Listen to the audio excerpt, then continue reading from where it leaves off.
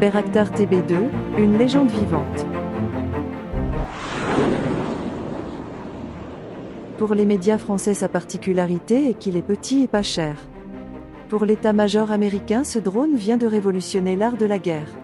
Dans un rapport du Pentagone, il est dit qu'il n'attendait cette technologie qu'à la fin du siècle. Chez les Russes, il ne se passe pas un seul jour sans que les médias locaux n'en parlent.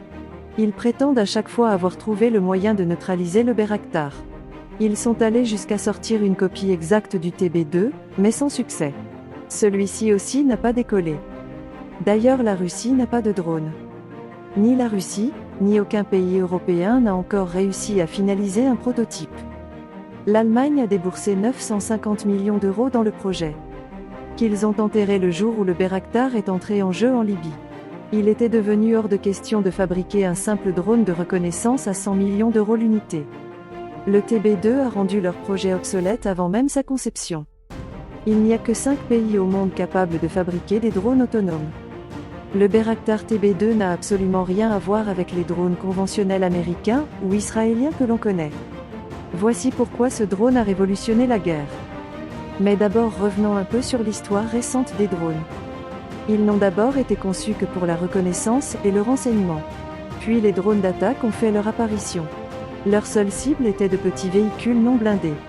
De plus, il fallait que la cible soit assez importante pour mobiliser un appareil de 100 millions de dollars.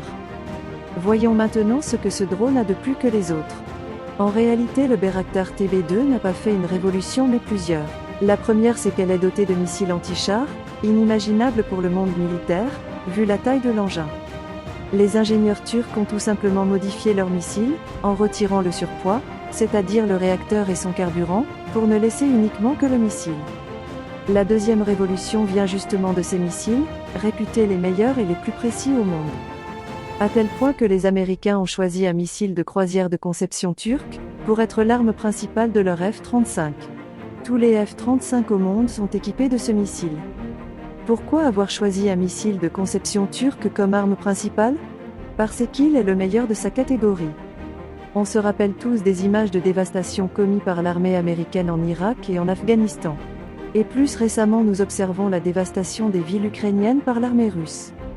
Ils ne font pas exprès. Leurs armes ont une fourchette de précision qui varie entre 0 et 100 mètres. Le missile peut toucher sa cible tout comme elle peut s'écraser 100 mètres plus loin sur un immeuble ou une école. À cette époque, l'expression frappe chirurgicale revenait souvent dans les médias. En réalité, elle n'avait rien de chirurgical. Aujourd'hui, avec les missiles MAM-L et MAM-C, les Turcs ont prouvé en Syrie, en Libye et dans le Haut-Karabakh, que les victoires éclairs étaient désormais possibles sans avoir à s'embourber pendant des mois, voire des années. Et surtout sans perte civile. À noter donc 2 révolutions de plus. Nous avons donc là un drone, petit, pas cher, capable de transporter des missiles anti-chars, et qui sont d'une précision révolutionnaire. Un engin capable de neutraliser les défenses aériennes russes, de gagner des guerres sans faire couler de sang de civils.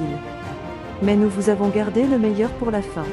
La première force du Bayraktar TB2 est sa furtivité et surtout son puissant brouilleur de radar. Ce brouilleur de radar est sorti des années avant le Bayraktar, et est à lui tout seul une révolution dans la recherche militaire.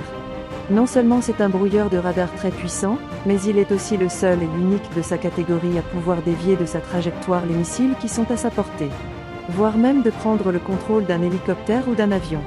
Pour preuve, l'armée russe, stupéfait, avait dévoilé une vidéo où on voit le missile se diriger vers le drone, puis au dernier moment il dévie de sa trajectoire.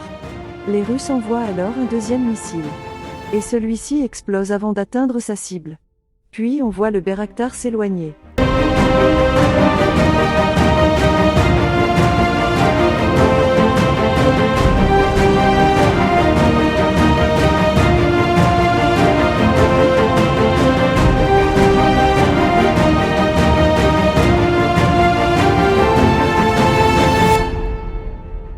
C'est depuis l'invention de ce système de radar que les Turcs ont dans leur dos les Américains. C'est la seule et unique arme que les Turcs refusent de vendre, pas même aux pays très proches de la Turquie.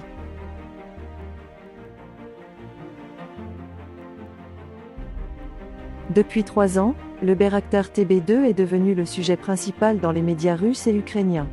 Les Ukrainiens l'ont nommé notre héros, et ont fait une chanson en son honneur. Les Américains, quant à eux, ne cachent pas leurs étonnements. Après les prouesses du Bayraktar en Libye, Elon Musk avait dit après ça il est désormais devenu inutile de continuer à fabriquer des tanks, mettons toute notre énergie dans les drones d'attaque. Le système de défense aérien Pantsir, qui symbolise à lui seul le cauchemar de l'Occident et la fierté des Russes, et dont la fonction est de protéger les airs, est devenu une proie facile pour le Bayraktar. Cette humiliation totale de l'armée russe en Syrie, en Libye, en Arménie et maintenant en Ukraine, est constamment dissimulée dans nos médias. Tout est fait pour entretenir le charisme de l'homme fort de Russie.